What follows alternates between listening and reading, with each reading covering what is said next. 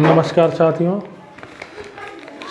फिर एक बार हम जो है आप लोगों के बीच में संबंध और फलन पर आधारित जो तुल्यता संबंध चल रहा था, संबंध और फलन से के अंतर्गत जो टॉपिक था तुल्यता संबंध, उससे रिलेटेड प्रश्नों को पिछले वीडियो में हम लोगों ने देखा था। फिर हम कुछ इम्पॉर्टेंट प्रश्न को लेकर के आप लोगों के बीच में आए हैं और आज जो प्रश्न इसमें हम करवाने जा रहे हैं तुल्यता संबंध से संबंधित, ये मान के चलिए कि 50% चांस जो है इसका बोर्ड में पूछे जाने का होता है, वो भी लॉन्ग में जब आता है। तो उम्मीद करते हैं कि पिछली जो वीडियो आप लोगों ने 4 वीडियो हुई है उसको देखा होगा, तुल्यता संबंध के बारे में या संबंध के बारे में बहुत कुछ चीज़ें जान चुके होंगे। उसी क्रम में आइए हम क्वेश्चनों के ही क्रम में आगे बढ़ते हैं। बहुत ही इम्पॉर्टेंट प्रश्न है यूपी बोर्ड की दृष्टि से, तो आइए उसको देखते हैं। क्वेश्चन है हमारा, उस क्वेश्चन को देखिएगा क्या कह रहा है। क्वेश्चन, सिद्ध कीजिए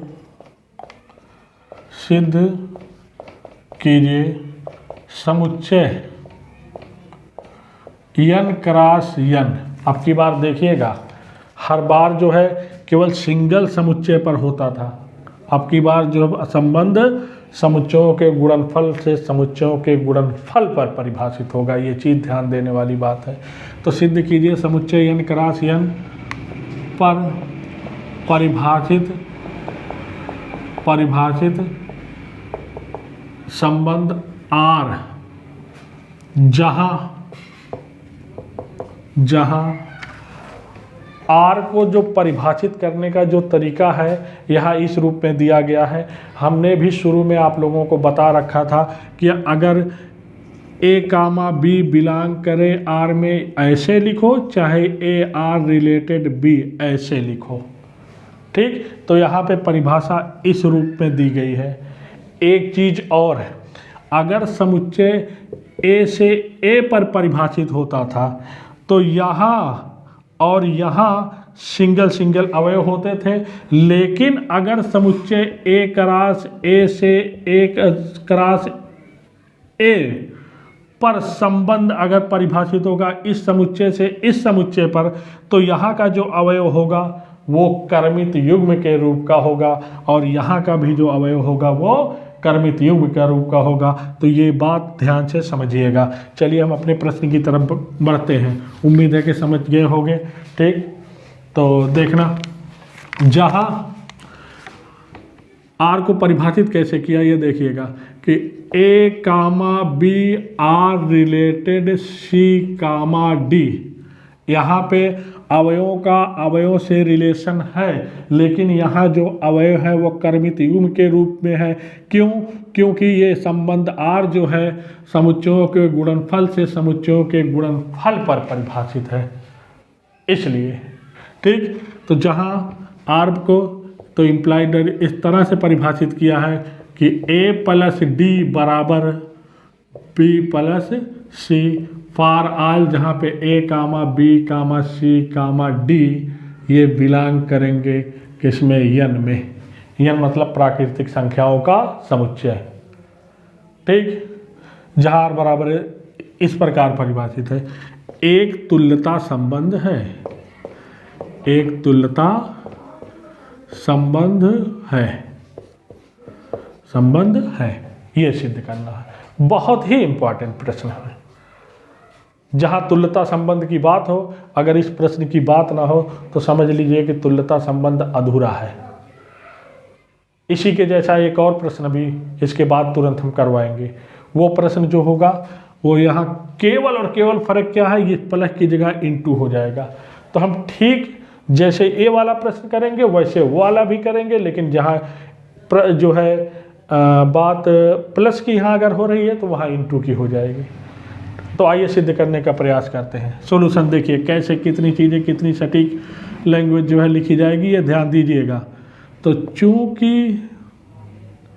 चूंकि संबंध R कहाँ से, n क्रॉस n से n क्रॉस n इस प्रकार परिभाषित है, इस प्रकार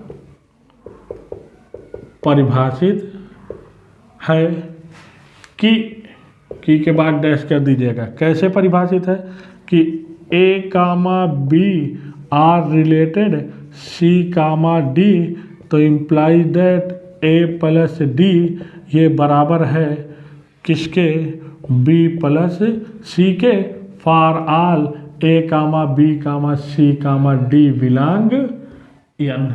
ये है हमारा संबंध नंबर 1।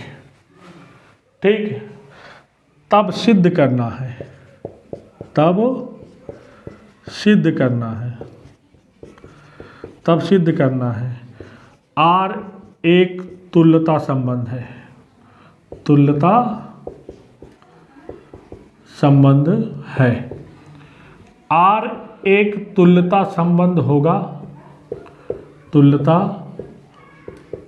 संबंध होगा यदि उसी क्रम में लैंग्वेज है जैसे पहले वाले प्रश्नों में, पहले वाली वीडियो में थी, पहले वाले प्रश्नों में इसके। ठीक, यदि नंबर 1 आर स्वतुल्य संबंध हो, संबंध हो, आर क्या हो, स्वतुल्य संबंध हो। अच्छा, अभी तक हमको जो संबंध मिला था भाई सिंगल अवयव से रिलेशन, सिंगल अवयव का, यहाँ पर क्या है कर्मित युग्म का रिलेशन, कर्मित युग्म का, तो थोड़ा सा समझ लिया जाए साइड में। स्वतुल्य संबंध के लिए अगर हम ये दिखा दें कि उसी कर्मित युग्म का आर रिलेशन उसी कर्मित युग्म से है तो स्वतुल्य हो जाएगा, मतलब उसी अवयव का कर्मित युग्म को एक अवयव मान लो, एज ए अवयव इसको सोचो कि इसका रिलेशन इसी से, तो स्वतुल्य होगा। ठीक, तो इसका मतलब स्वतुल्य संबंध के लिए हमको ये दिखाना पड़ेगा। आइए बात करते हैं हम, देखिए। अच्छा, इसके लिए क्या है, ये हम लोगों को पता है, चूँकि ए प्लस बी बराबर B plus C for all A comma B belong N के लिए, मतलब प्राकृतिक संख्याओं में के योगफल में क्रम विनिमय नियम का पालन होता है। हम कहें चाहे ए प्लस बी लिखें, चाहे बी प्लस सी, चाहे बी प्लस ए, सॉरी माफ़ करिएगा यहाँ, हाँ, चूँकि ए प्लस बी बराबर बी प्लस ए हम लिख सकते हैं। ठीक, आइए एक थोड़ा सा जो है अपनी जानकारी के लिए एक हिंट हम दे रहे हैं, उस पर गौर करिएगा।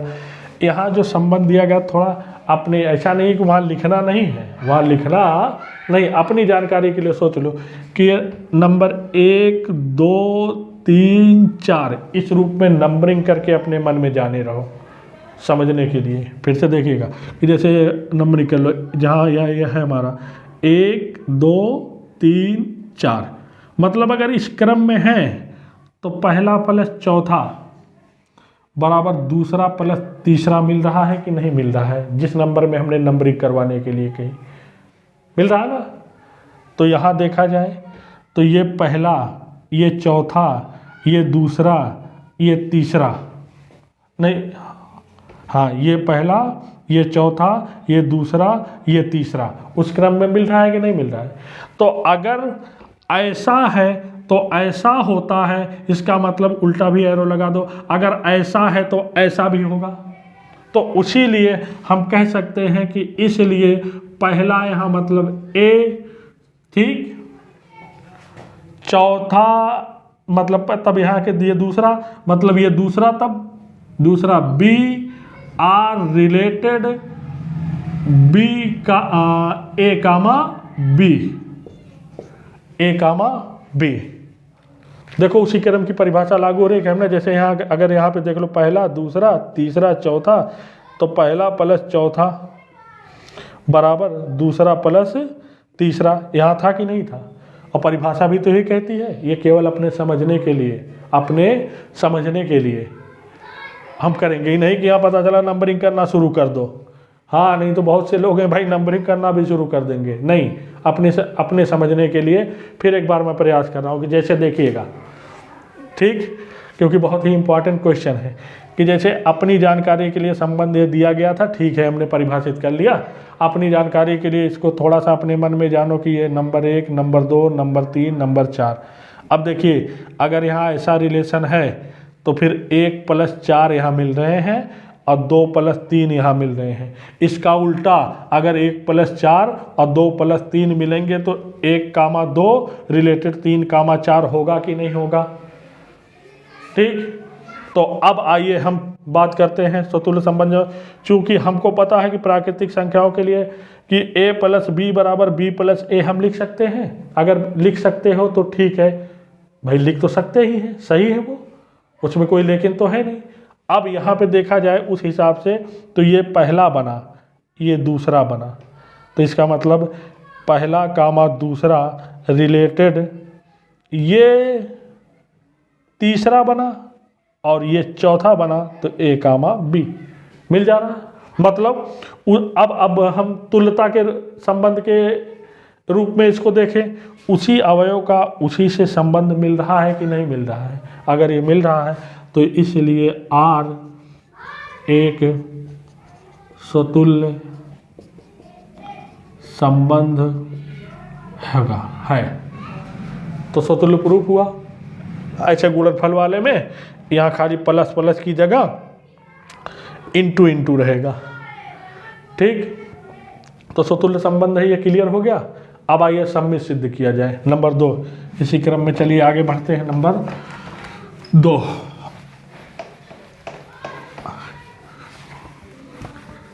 नंबर 2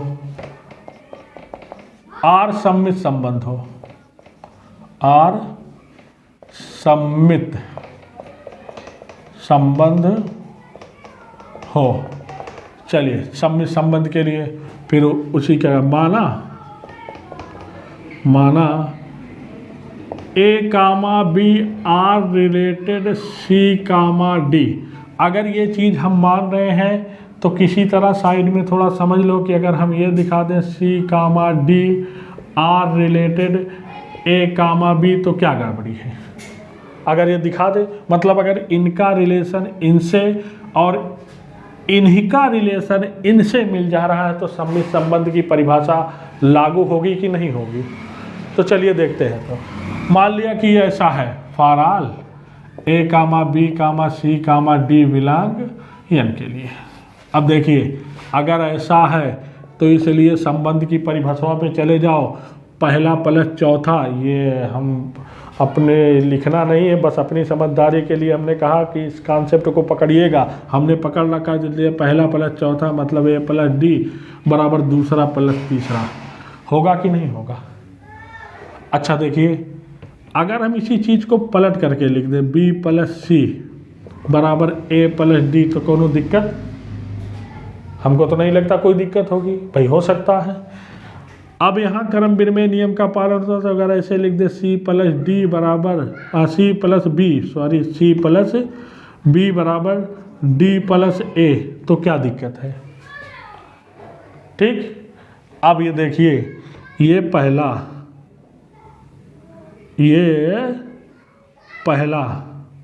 और ये चौथा, ये दूसरा, ये तीसरा उसी क्रम में मिल रहे हैं। तो अगर ऐसा है तो संबंध एक की परिभाषा से देखिएगा तो इसलिए क्या होगा, C comma D R related, C comma D मतलब पहला कामा दूसरा आर रिलेटेड तीसरा मतलब A कामा चौथा मतलब B। कहाँ से, वही संबंध एक की परिभाषा से, संबंध एक से। ठीक, आइए फिर एक बार समझने का प्रयास करते हैं। हमने कहा ना बड़ा इंपॉर्टेंट प्रश्न है। तो सम्मित दिखाने के लिए भाई माना इनका रिलेशन इनसे है तो सम्मित की परिभाषा कहती है इनका इनसे दिखा दो। चलो मान लिया इनका इनसे रिलेशन है तो ऐसा होगा, अगर ऐसा होगा तो ऐसा हम लिख सकते हैं, ऐसा भी लिख सकते हैं। अब देखो संबंध की परिभाषा पे चले जाओ भाई, अगर ऐसा था तो ऐसा हुआ, तो अगर ऐसा है तो भी कुछ ना कुछ तो होगा। वो क्या होगा, वो यही होगा कि इतना कामा इतना मतलब पहला कामा दूसरा, तो पहला कामा दूसरा हमने बनाया कि नहीं, आर रिलेटेड तीसरा कामा चौथा। ठीक, तो उम्मीद करते हैं कि समझ में आया होगा।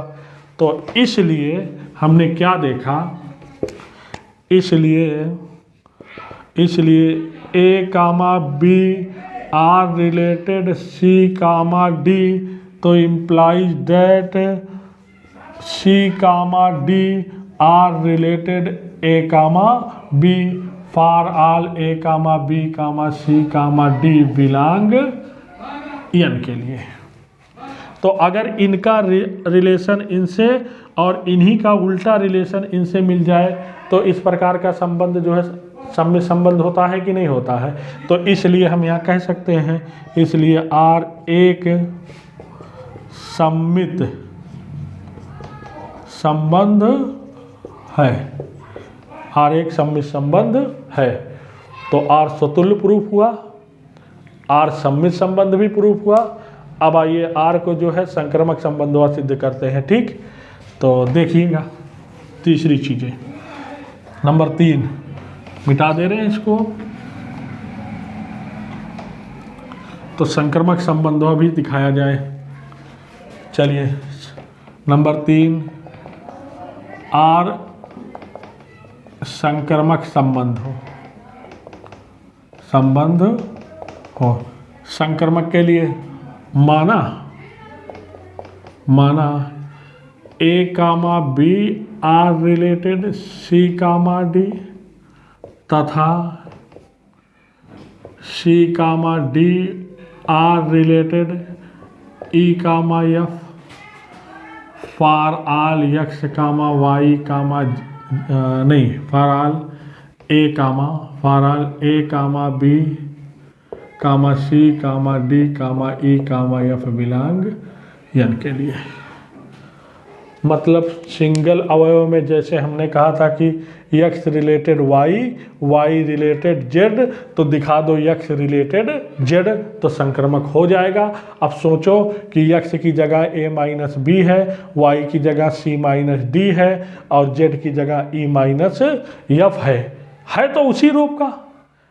ठीक, लेकिन केवल अवयव यहाँ कर्मित युग्म के रूप के हैं। तो चलिए फिर ए कामा बी का रिलेशन ई कामा एफ से दिखाने का प्रयास करते हैं। मान लिया अगर ऐसा है तो भाई ठीक है, अगर ऐसा है तो इसलिए परिभाषा से क्या होगा, ए प्लस डी मतलब पहला प्लस चौथा ये बराबर होगा दूसरे प्लस तीसरे के समीकरण नंबर 1। ये एक नहीं 2, एक तो बना चुके 2, तथा इससे क्या होगा वही कि पहला प्लस चौथा मतलब सी प्लस एफ बराबर दूसरा प्लस तीसरा मतलब डी प्लस ई,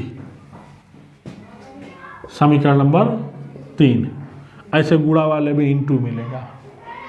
इतना समझ में आया। अब समीकरण 2 और 3 को जोड़ दो।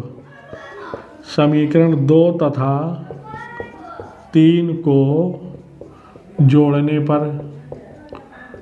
पर जैसे ही जोड़ोगे A plus D plus C plus F बराबर B plus C plus D plus E. अच्छा, यहाँ योग वाले में समीकरण 2 और 3 को जोड़ दिया गया है, और अगर गुणा वाला होता तो समीकरण 2 और 3 का गुणा हो जाता। बस इतने फ़र्क है। अभी वो क्वेश्चन मैं आप लोगों को वर्क के रूप में दूंगा और उसको करिएगा। ठीक, तो यहाँ देखो कुछ कट वट रहे हैं। हाँ, सी से सी गया और कौन गया, डी से डी के भी गया। चलो जब ये गया तो बचा क्या, इम्प्लाइड डेट ए प्लस एफ बराबर बी प्लस ई। फिर देखो योग के रूप में आ गया। अब ये पहला, ये चौथा, ये दूसरा, ये तीसरा, परिभाषा के हिसाब से हमने जैसे नंबरिंग सोचने के लिए कहा था, बन गया कि नहीं। अगर ऐसा है तो इसलिए A comma B are related होगा ई कामा एफ के। कहाँ से, वही संबंध 1 से, संबंध एक जो ऊपर बनाए थे। ये भी काम संबंध 1 कैसे हुआ था, संबंध 1 से। तो इसलिए हमने क्या देखा, तो इसलिए हमने देखा क्या कि A comma B related C comma D तथा C comma D are related E comma F, तो हमने पाया क्या कि A comma B are related E comma F for all, यहाँ हम नीचे लिख दें for all A comma B comma C comma D comma E comma F belong N के लिए। तो अगर कोई भी संबंध इस प्रकार परिभाषित होता है तो वह एक संक्रामक संबंध होता है कि नहीं होता है। तो इसलिए हम कह सकते हैं, इसलिए आर एक संक्रामक संबंध है। और नीचे भाषा लिखने का वही सिस्टम तो इस प्रकार। तो तीनों प्रूफ हो गया कि नहीं, मतलब स्वतुल्य भी, सम्मित भी, संक्रामक भी। और जब कोई भी संबंध ये तीनों संबंध को फॉलो करता है तो वो संबंध जो है तुल्यता संबंध कहलाता है। तो इसलिए हम कह सकते हैं इस प्रकार आर एक स्वतुल्य कामा सम्मित तथा संक्रामक संबंध है। नीचे नई लाइन से लिखिए, अतः आर एक तुल्यता संबंध है। Hence proof. तो जाकर के इतना पूरा जब करते हो तब जाकर के कंप्लीट नंबर मिलता है। उम्मीद करते हैं कि समझ में आया होगा। अगर ये प्रश्न समझ में आया तो ये तो योगफल वाला था, आइए इंटू वाला जो है क्वेश्चन वो भी देखा जाए। और उम्मीद करते हैं कि वो तुम लोग करोगे। हम तुम लोगों को जो है वर्क के रूप में वो क्वेश्चन दे रहे हैं। बस फ़र्क क्या है, जहाँ प्लस है वहाँ इंटू रहेगा, और जहाँ हम समीकरण 2 और 3 को जोड़े थे वहाँ समीकरण 2 और 3 का गुणा होगा। ठीक, तो इसी पर तरह करने का प्रयास करिएगा। तो क्वेश्चन को नोट कर दिया जाए, क्वेश्चन देख लो। ठीक, तो क्वेश्चन सिद्ध कीजिए समुच्चय n क्रॉस n पर परिभाषित संबंध R, जहाँ R का परिभाषा A comma B R related C comma D। तो इम्प्लाइड दोनों तरफ एरो लगा दे, अगर ऐसा है तो ऐसा होगा, तो ऐसा होगा।